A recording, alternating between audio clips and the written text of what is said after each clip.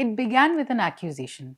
Instagram influencer Niharika Jain posted videos on fellow creator Pujarini Pradhan dissecting her rapid rise.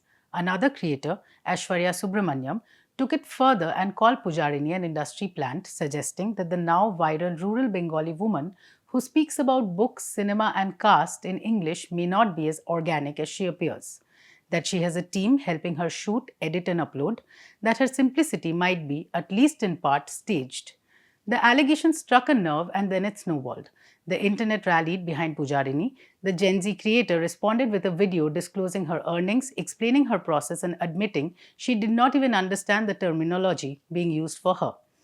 Then the story drew international attention. Snigdha Shur, founder of the New York based South Asian platform The Juggernaut, stepped in sensing a story. Journalist Tulika Bose reached out to both Pujarini and Aishwarya on X. What could have remained routine outreach became its own controversy. Pujarini was asked to DM me, while Aishwarya was told to please DM me. A small difference, but on social media it became evidence. The phrasing was read as a marker of tone, hierarchy, and class bias. A Harvard doctoral student, Mehdi Chaudhary, called the juggernaut just the worst. What followed was a spiral of elitism accusations, counter accusations, leaked old emails, and threats to escalate the matter to the student's university. By then, the original question, is Pujarini authentic, had been buried under a louder spectacle about who gets to speak, who gets to question, and in what tone. Another strand of critique emerged alongside it. Some argued, including Aishwarya, that audiences were drawn to Pujarini out of poverty porn impulses and upper class Savarna guilt that finds comfort in celebrating exceptional stories from the margins. Pujarini pushed back in her own way. She asked why were the questions only for her and not for other creators. She called it classism and asked why a rural woman was constantly being questioned just because she has intellect. Lost in this social media churn is a simpler truth. Pujarini was always going to provoke this reaction. Her rise sits on a contradiction India has not learned to process. She is a lower middle class woman from East Midnapur, married young, who taught herself to read voraciously and now speaks in English with an unmistakable, unapologetic accent about literature, filmmakers, and social issues. She does so without the aesthetic markers that typically legitimize such speech: no elite degree, no urban polish, and no performance of cosmopolitan ease. That dissonance is what made her compelling and then unsettling. Pujarini is not just a creator with over 7 lakh followers.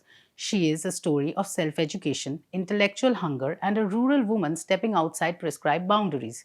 She reassures audiences that access can be claimed, that English can be inhabited without permission. But the moment that story begins to look even slightly constructed, the admiration turns into doubt. Industry plant, the term used for her, suggests that success from the margins must remain pure and untouched by strategy, support, or mediation. That a rural woman can be brilliant but not managed, visible but not curated. Urban influencers, meanwhile, operate with teams, branding, and strategy without scrutiny. Their polish is professionalism. For someone like Pujarini, it is being framed as deception. This is where the class edge sharpens, and this is also where the media interest becomes telling. Pujarini is narratively irresistible to platforms like The Juggernaut. A rural, self taught woman speaking in English about her life is a story that travels. It sits neatly with a global diaspora friendly frame, aspiration against odds, intellect emerging from the margins, new India in a single character. Pujarini made it clear she does not give interviews, yet the juggernaut published the story regardless, built from her digital footprint, her virality, and her reels. The subject stepped back, but the narrative moved forward. This is not unusual in the digital age, but it reveals something about the gaze shaping such stories. The NRI media lens has long been drawn to narratives that make inequality legible but digestible, stories that can travel across borders while retaining emotional clarity. Pujarini fits that frame almost too well. The irony is difficult to miss. Even as social media debated whether audiences were consuming her as a symbol, the media was doing something similar, turning her into a story that could circulate globally with or without her participation. And yet, through all of this, one thing became undeniable: her visibility and her followers only grew.